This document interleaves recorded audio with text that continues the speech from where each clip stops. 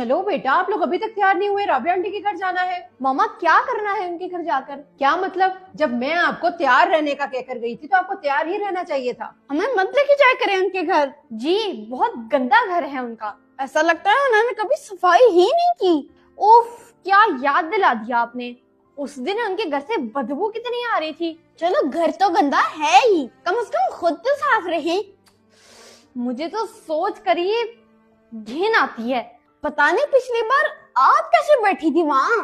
मामा एक बात मुझे समझ नहीं आती, आप क्यों मिलती हैं राबिया आंटी से? क्योंकि वो मिलने के काबिल है। और कब से आप दोनों बोले ही जा रहे हो। आज सुबह नाश्ते में आप दोनों को कौवा तो नहीं खिलाया था मैंने, मुसलसल बोले ही जा रहे हो। हद होती है बदतमीजी की। पता है मैं क्यों जाती हूँ उनके घर? मामा मैं यही तो जानना चाहती हूँ। खुद तो आप जाती हैं, लेकिन हमें क्यों लेके जाती हैं? नहीं जाना तो मत जाओ, आइंदा मैं आप दोनों को कहीं लेकर नहीं जाऊंगी। मामा तो बेचारी नाराज हो गई। ये सब आपके काम है। मेरे काम है? वाह, खुद बुराइयां शुरू की हैं आपने। ऐसे कामों में तो आप मेरा बहुत साथ देती हो, बातों में आ जाती हूँ मैं आपकी। चलो अब लड़ाई छोड़ो, हम लोग मामा को तो मनाएं। मामा प्लीज आप हमसे नाराज मत हो। जी मामा, आप बड़ी हैं और हमारी माँ हैं। हमारे लिए क्या बेहतर है आप ही बेहतर जानती हैं। पहले एक कप चाय पिलाओ, फिर बताती हूँ। जी मामा क्यों नहीं, मेरे लिए भी बनाना है जरा स्पेशल सी। स्पेशल सिर्फ मामा के लिए बनेगी।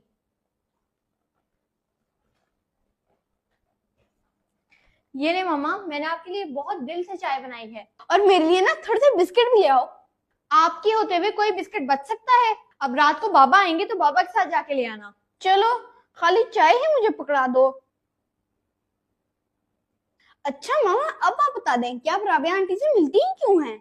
मेरे बच्चों, राबिया आंटी का इखलाक और मिजाज काबिले तारीफ है। वो गरीब जरूर हैं, लेकिन मुसीबत में सबसे पहले वही काम आती हैं।